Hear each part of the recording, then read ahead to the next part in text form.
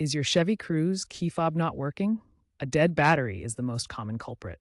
First, locate the seam on your fob. Use a small flathead screwdriver, coin, or plastic pry tool to gently twist and separate the two halves. Be careful not to use excessive force. Once open, remove the old CR2032 battery, noting which side is up. Insert the new CR2032 battery with the correct polarity. Snap the case back together firmly.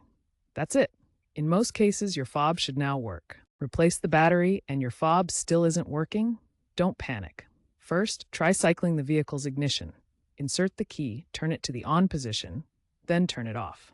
This can sometimes reset the system. If that doesn't work, the issue might be more complex.